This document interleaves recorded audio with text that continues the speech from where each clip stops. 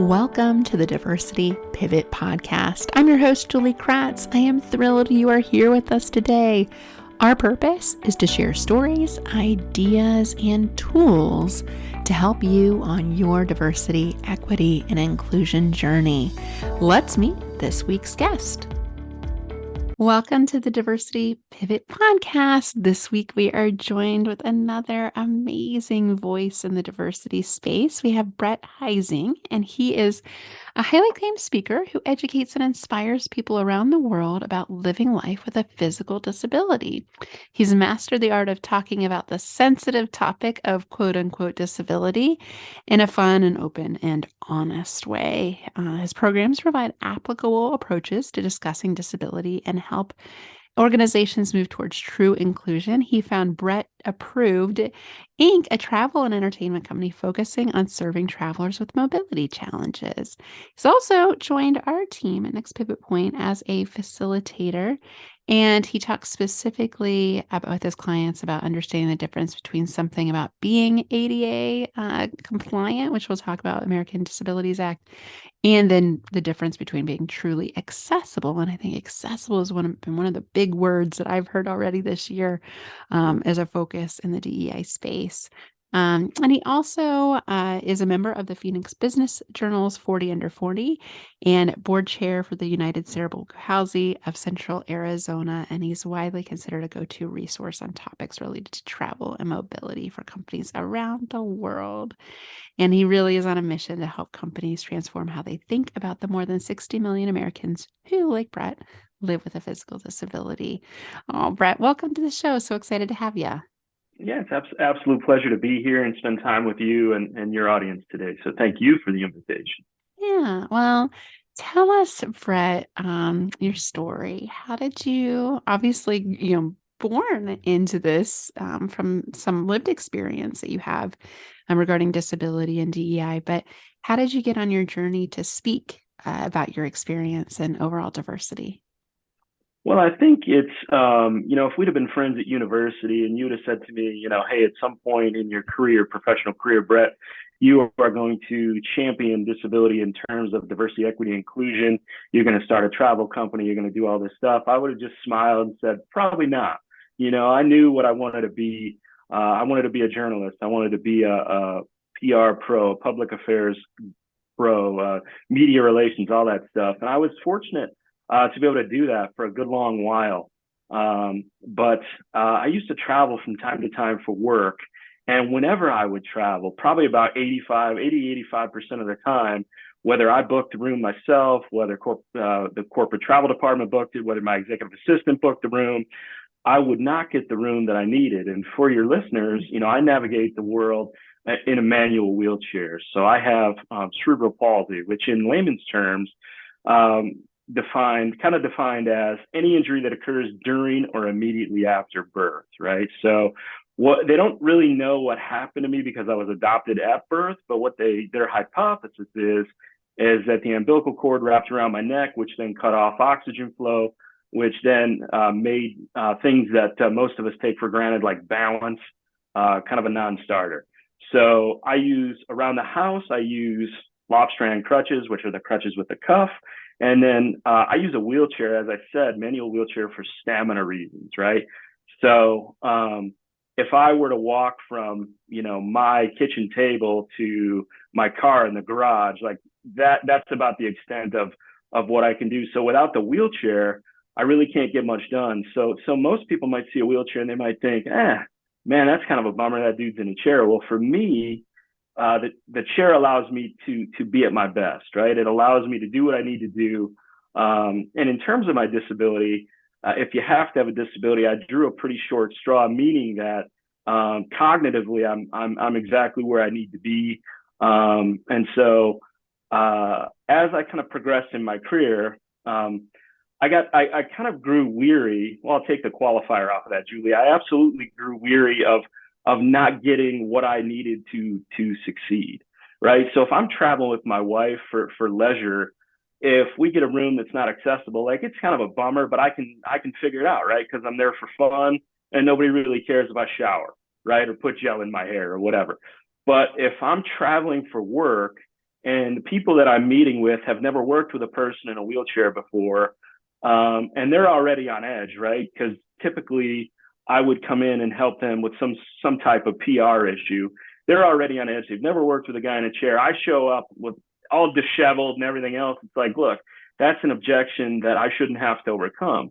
So in 2012, I founded Brett Approved, which is a travel and entertainment website for folks with disabilities. And then, unfortunately, that didn't make it through the pandemic. So I started Brett Heising Consulting, and that's really where the diversity, equity, inclusion work really came in, because I think, oddly enough, my friend, we talk about diversity, we talk about equity, we talk about inclusion, but in terms of inclusion, we almost never talk about disability. And I think you hit on something in the intro, Julie, which is there are roughly 64 million American adults with a physical disability. If we do some quick math, that's 1 in 4, right? So 1 in 4 people in this country have some sort of physical disability. And that doesn't even include folks with reduced mobility, what I call this, what's been coined by others, and I use it myself, the silver tsunami, right? Like, so people who are aging and technically maybe they don't have a disability, but they can't get around like they used to, or maybe they need a cane or some kind of walking aid. So the time is really now to talk about disability, and we've got to get disability out of the margins, right? So often, people with disabilities have been throughout history have been discriminated against, right?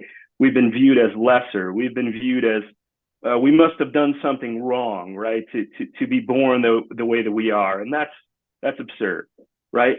Everybody, we're just trying to do the best we can with what we've got, and so that's my, it may sound deceptively simple, but that's my message. Is like, look, you've got this group of people. We're not going anywhere. The time is now to start talking about us in an inclusive manner. Mm-hmm. There's a phrase that I'm quite fond of. I'm not sure who coined it, but I like to use it a lot. It says, no decision about us without us, right? So if we're making decisions at the corporate level, from a DE&I standpoint, it's not enough to put a light-skinned person of color on our marketing material. We've got to be much broader than that. And we have to be willing to talk about things that in some instances could be construed as uncomfortable, right? Because human beings are creatures of habit, right? We're creatures of habit. We gravitate toward things we understand. We find people who think like we do, and we kind of just hang out with them, right? And so what I do is very gently and very respectfully push my corporate clients to think beyond, to challenge their ideas of DE&I and think beyond what they've already done and kind of think big picture, but then tell them, how to do it, right? We have to give people tools. It's not enough for me to just show up, give a speech, enlighten everybody, make everybody feel good, and then roll off stage, right? We want to give people the tools to pursue excellence in the DE&I arena. Boy, that was very long-winded. Perfect pause point, Brett, because I agree. Even on this podcast, I've done over 200 episodes, and I'd like to say I had more representation of folks with disabilities, but honestly, we have a handful of guests with your lived experience. And it's something I was really excited when we met, of bringing your voice into more of our, clients and the work we do, because disability does have this weird stigma, and it, like you said, the othering, the less than, that somehow this happened to you for a reason. It just seems so flawed, that thinking, especially when we have a lot of folks worldwide, right? 1 billion folks worldwide that have a disability. And a lot of times those disabilities aren't apparent. It's not always someone in a wheelchair. There are things that go way beyond what meets the eye. So I'm just curious, if there is this stigma around disability, at the time in the diversity, equity, inclusion spaces, we need to be talking about disability.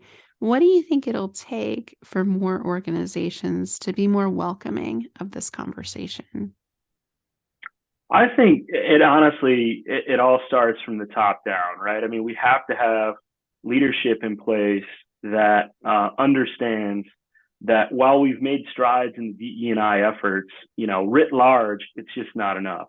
Right. So it starts with the C-suite, quite honestly, because if members of the C-suite don't buy in, and they don't have the ability to kind of,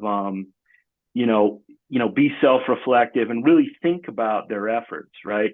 Then it's not going to work. I mean, I talk to a lot of, I don't know, shall we say middle managers who say, boy, Brett, man, I love you, love what you do. If the decision was mine, I would hire you tomorrow. If the decision was mine, I would hire you next week. Well, we got to figure out how to escalate that up the chain, right? To get in front of those decision makers and say, look, when you have diverse teams, when you hire folks with disabilities, it's going to lead to, believe it or not, it's going to lead to greater profitability. It's going to lead to less groupthink. It's going to lead to, the greatest gift we can give anybody, which is examining life from his, her, or their perspective, right? It's going to push us out of our comfort zone. It's going to allow our company to truly say that we believe in helping everyone, right? We believe in giving anyone who's qualified, no matter where he, she, or they sits on the spectrum of physical disability, a chance, right? An opportunity, because that's all people with disabilities want. We've been marginalized for so long that all we want is an opportunity. I mean, I could tell you story after story. I was a journalism major coming out of Ohio State. I graduated in '99 and moved out to Phoenix. I always joke around. I say moved out to Phoenix in July of '99 after I did the graduation party circuit and sobered up a little bit, right? I moved out here, and the first job interview I had was with a PR firm in town, which shall remain nameless. I like to protect the innocent. And it was an entry-level position. I had the resume. I had the suit. Man, I was looking good. I rolled in there. I was feeling confident. I don't know where my confidence comes from, but I've got it in spades. So I roll in there, and the guy looks at me up and down. He says, "Oh, hey, Mr. Heising." He says, "You didn't tell me you were in a wheelchair." I said, "Oh, you didn't tell me you had blonde hair," right? And I love that quick wit response too. It's just so helpful to point out, like, come on. Yeah, and it got weird for a second, and we went through the interview, but needless to say, at that time, I didn't know what bias was. At that time, I didn't understand on any level, quite frankly, DE&I. But now in the context of 2023 and the knowledge that I have, I know exactly what happened there. And, as I said, I didn't get that job. And for every position that's on my resume, that's on my CV, there's 10, 15 that I didn't get, and nobody will really tell you why, right? Because they just don't want to have that conversation. So, when I get a consulting gig or a speaking gig, I do not come in, with the intent to make anybody feel bad or to point out faults or flaws. I lead from a position of compassion. I lead from a position of love, right? Because I want to make you comfortable with me, because the sooner you're comfortable with me, then we can have some really heartfelt, meaningful conversations. And that's really what it's about, are those heartfelt, meaningful conversations, and then living that change, right? It's not enough to tick a box. It's DE&I and being an advocate and all that stuff is action. It's a verb.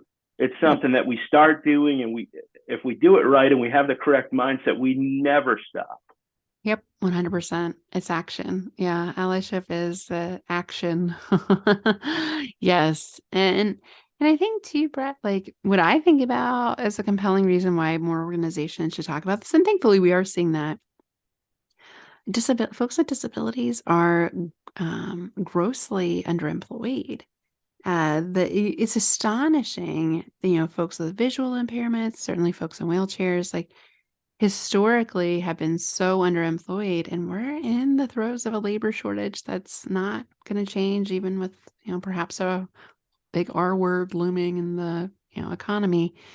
And I think this is a great opportunity for organizations that could leverage a highly capable part of our workforce that has not been historically leveraged as much. But Brett, where everyone goes in their mind is like, and they don't usually say this, to your point, it's like the biased things we think, oh, we have to make all these accommodations. Oh, we're going to have to change everything. And I know you and I, when we first got connected, you're like the pandemic, like virtual work, not the pandemic, but virtual work was one of the best things that happened to folks with disabilities because Hmm. you can control your homework environment a heck of a lot better than you can, an office space that has all sorts of challenges to navigate. So, Brett, all that to say, oh, for organizations like, well, we can't change everything or we can't make all these accommodations, or I don't know if someone with a wheelchair would want to work here, or, whatever excuses they're making up in their mind.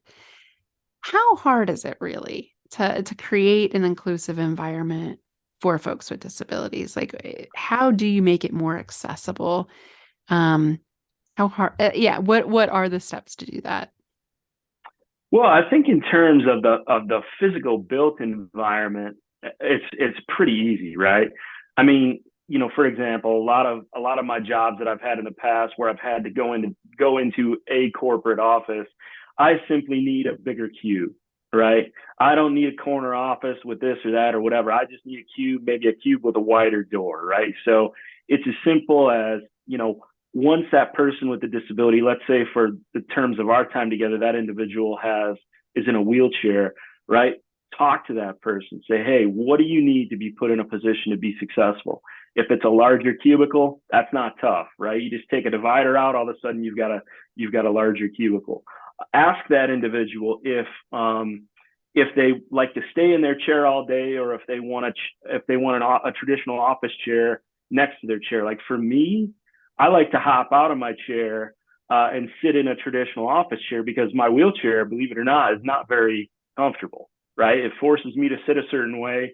And when I'm writing a press release or doing something, it can get very uncomfortable. So just ask that individual, what do you need to be put in a position to be successful? But you're right. The greatest thing that's happened in terms of hiring folks with disabilities. And just for context, typically, now it ebbs and flows like all statistics do, but on balance, typically the unemployment rate for people with permanent physical disabilities is almost double, not quite, but almost double what the quote unquote average unemployment rate is. So just ask that person what they need. And then you're right, like the most accessible home environment or the most accessible work environment is somebody's house, right? If you hire me as a consultant to do remote work, I can sit here in Phoenix. I don't have to worry about the accessibility, right? Because I know that I can reach my coffee maker in my kitchen. I know that my iMac is set up perfectly. And in terms of the built environment, one other thing that might seem silly, but I had a consulting gig last year for 4 months and went into the office a couple times. And even something as simple as getting a cup of coffee, like the coffee maker was shoved way, way at the back of the counter. And then it gets weird. Like I didn't know anybody well enough to say, hey, would you mind grabbing me a cup of coffee? And so just those little things, make sure that if somebody's in an office, make sure that they can put their lunch in the fridge without having to reach all the way back. Make sure that the coffee maker is accessible. And again, the greatest thing we can do when we're talking to anybody who has a different life experience than we do is just ask. Just ask, because I'll tell you, right? And some people might be a little nervous, and so that's where it's up to the hiring manager to make it a safe environment, right? Let that person know straight away, hey, we're thrilled to have you on the team. I want you to be successful. I need you to be successful. How can I make that happen? And if you're direct and kind and respectful, it's gonna be a fantastic hire. Yeah, I love those questions. What will it take for you to be successful? I think is something important we should ask all of our employees, but certainly before you maybe make changes that the person may not need, I think we also overassume a lot of accommodations. Ask first. And when you Mm-hmm. ask with curiosity versus judgment, there's a subtle but huge difference in the impact that creates too. One of the things too that I've learned about a lot too, just in hearing stories like yours with a coffee maker in the refrigerator, you just don't think about how is somebody going to access these items, and for you to have to sit there and wait for somebody to ask. Oh, It's like oh, that's it's brutal. so demeaning to somebody who's like, I can't even get food or water or coffee without asking somebody for help. Because then it raises another issue that folks with disabilities often share with me that they experience is people just like do things for them, or it's like, oh yeah, let me get that for you, like without even asking what you need Hmm. first, or in an oftentimes in like a dismissive, like almost like childlike type of interaction, like, oh, I'll Hmm. do this for you, like you're not capable of doing something that you are capable of. So I think for hopeful allies that want to be, are well intentioned, but maybe don't know what to say or do in those moments. Right, what would be some things that you would offer for folks before just jumping in and like trying to save the day, which is a big watch out? What might they do instead? Yeah, I think in terms of, first of all, I never want to quell anybody's enthusiasm to help, right? I just because I learned a long time ago that the person asking me if they could help me almost needs that interaction more than I do, right? So I'll give you an example, right? Like I had an SUV.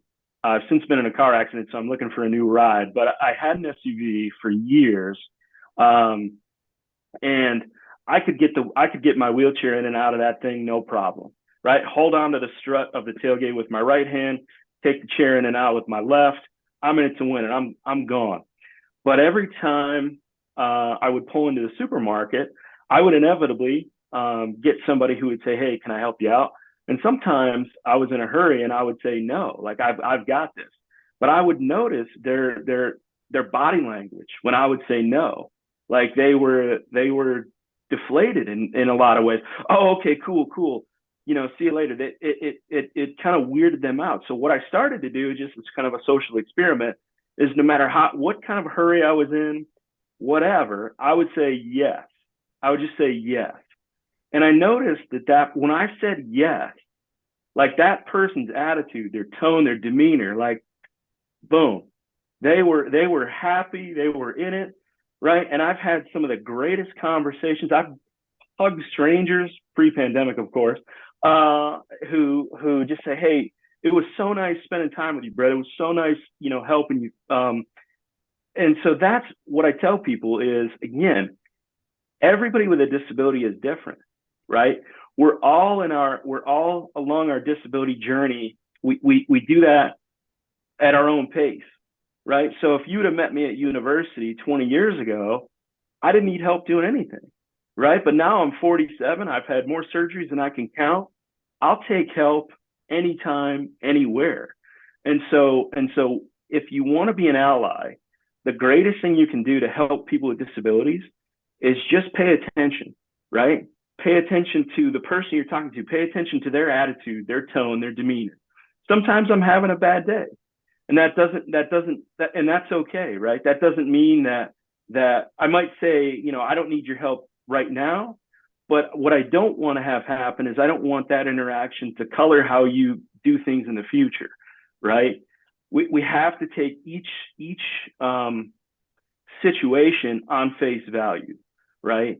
And so as an ally, I can't stress this enough. It's so simple, but people don't do it. Just ask. Just look around. If I look like I'm struggling, ask. And if you see me in a parking lot in the greater Phoenix area, I'll ask. I'll take your help no matter what, because what I crave is that human interaction. And what I found is if I say no, that person feels emotionally rejected, and then the next time they see somebody who really could use their help, they might not put themselves out there. So on one hand, I'm constantly using my life as a lesson, which can get emotionally exhausting, but I think it's worth it. So again, to kind of recap, pay attention to the person you're talking to, pay attention to their attitude, their tone, their body language, and then pay attention to your own. Pay attention to your own ATD. Like if you're talking to somebody in a wheelchair, are you looking all around, or are you making eye contact? Are you putting all the weight on the heel of your right foot? Are your arms crossed? Right? That tells me really quick that you want to get wherever we are, you want to get the hell out of there. Right? So Yeah, just and being, avoiding eye contact, or yep. I also see like parents shushing their kids, if they shouldn't be pointing at anybody, but they're probably curious about how you got into the wheelchair. And I think that's Part of the nuance here is, yeah, pay attention, read the room, read the situation. Yep. Is Brett just fine getting his wheelchair out of his car? Okay, he's probably done this a whole bunch of times. Like maybe he's good. But maybe, yeah, if you're grunting and wrestling with something and, Right. visibly, that may be a cue that help might be helpful. But you raise a good point. I think, the empathy I'm feeling is I go to the grocery store, run in and out in a hurry. I might have my 2-year-old with me, which that creates a debacle, but that's a whole different situation, right? It's not if I want to go to a grocery store and bebop in and out, it's really not a big problem for me. But that your journey is different. And Hmm. that's such a important reminder of the space and grace we need in this conversation because you might be in a hurry and not want the help after you're but it's Yep. very kind of you to recognize, okay, yeah, if I got the time and they seem like a good person, I'll let them help me because I want them to want to help other people too. So, Yeah, it's an interesting. It really is a fascinating dynamic, and it does. I mean, years ago, I had a photo. This was well before Brett approved, well before Brett Heising Consulting. I wanted to kind of chronicle what it was like to live life on wheels, right? To navigate our world in a wheelchair. So I hired a buddy of mine who's a professional photographer and some other friends, and we went to San Francisco and we went to New York, and we basically did 3-day photo shoots in each location to really illustrate how challenging it is to navigate a large city. And I'll never forget, Julie, we were in Manhattan down by the financial district, and we've got 2 people taking pictures, and I've got my spotter with me to make sure I don't hurt myself. And this woman, she must have been probably in her late 60s, early 70s. She stopped me and she said, "Hey, can I ask you what you're doing?" I said, "Yeah, of course you can." Said, we're doing a photo essay on what it's like to navigate Manhattan in a wheelchair."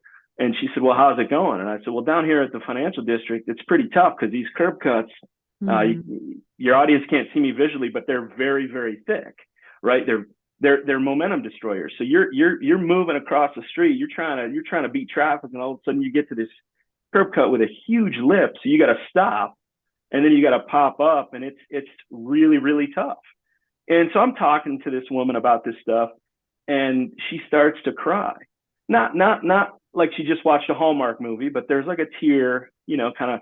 And I said, "What's wrong?" She said, "Well, I'm born and raised in Manhattan, and I love the city so much. I love my city so much. I just wish it was easier for you to get around." And she said, mm. Can I give you a hug?" And I said, "Of course you can." And so I'm in the middle of the financial district hugging this woman. And my professional photographer, he worked in advertising for about 30 years in New York. And he said, "Brett," he said, "I have never, ever seen a New Yorker stop what they're doing and hug someone." And I said, "Well, she needed that hug. Like we had to have that interaction."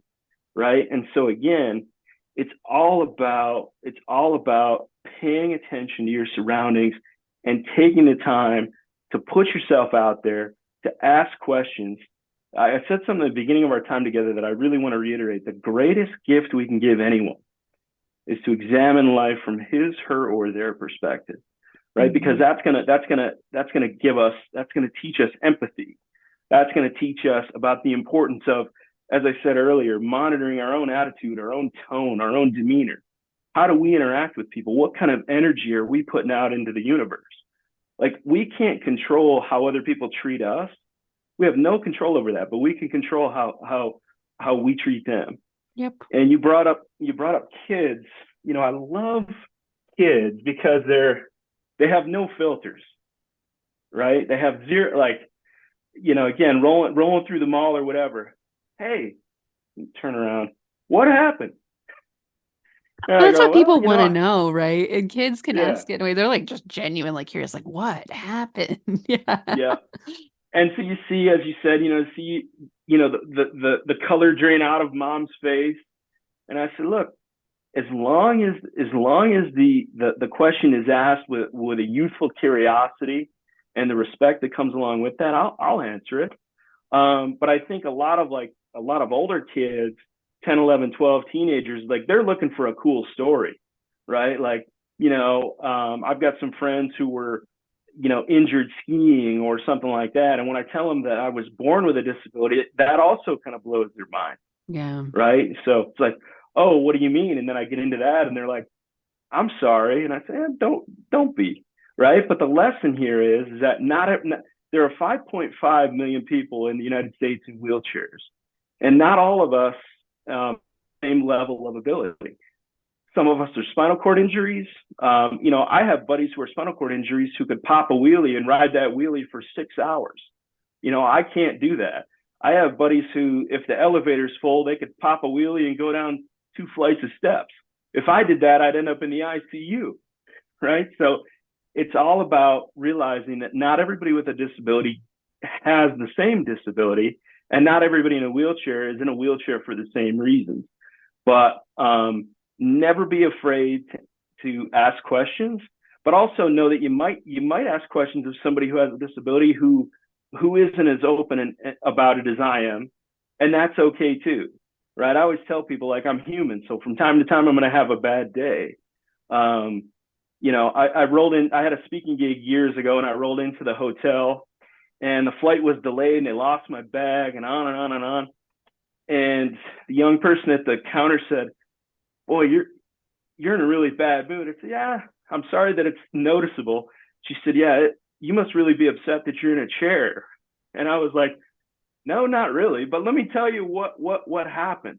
I said, "My flight was delayed. They lost my bag." And I went down this list. I said, "Honestly, it has nothing to do with my chair."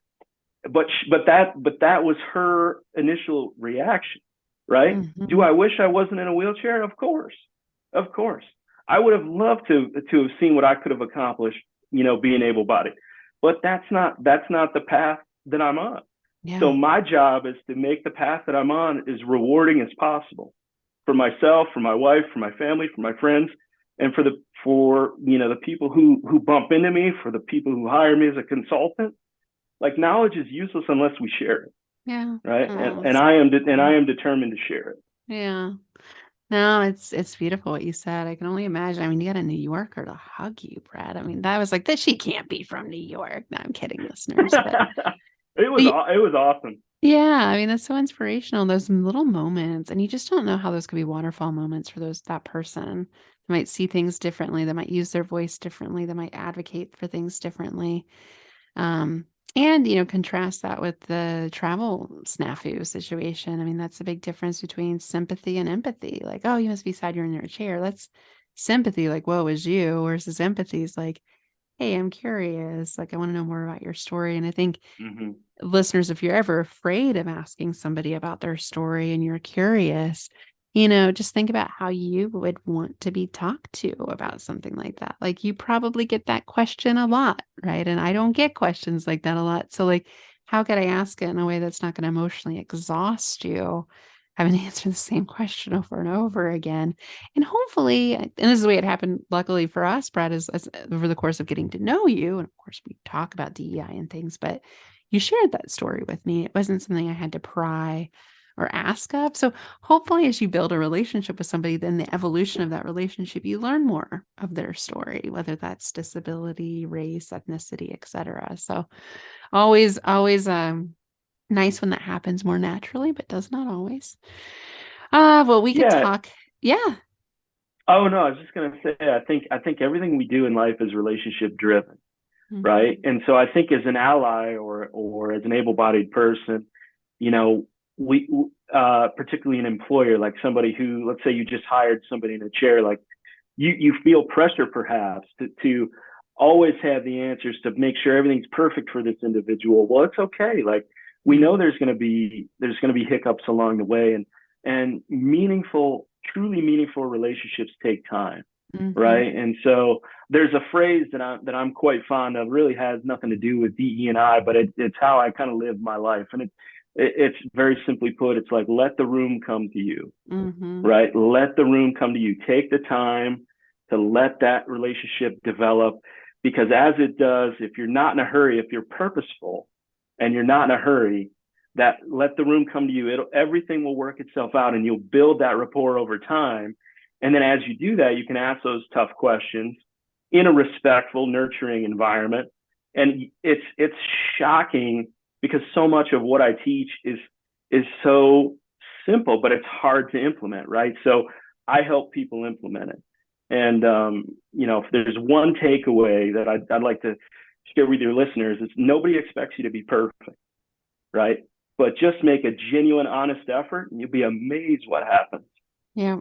And that fear of saying you're doing the wrong thing is so stifling for folks. We don't need perfection. We need some progress, and we need more people talking about these things, because 5 million people in wheelchairs talking about it is not the same as 300 plus million people talking Right. about it. Well said. That's what we need. I love that. Let the room come to you. I really, really appreciate that phrase, Brett. Well, before you jump off, tell our listeners how they can follow your work, stay in touch with you.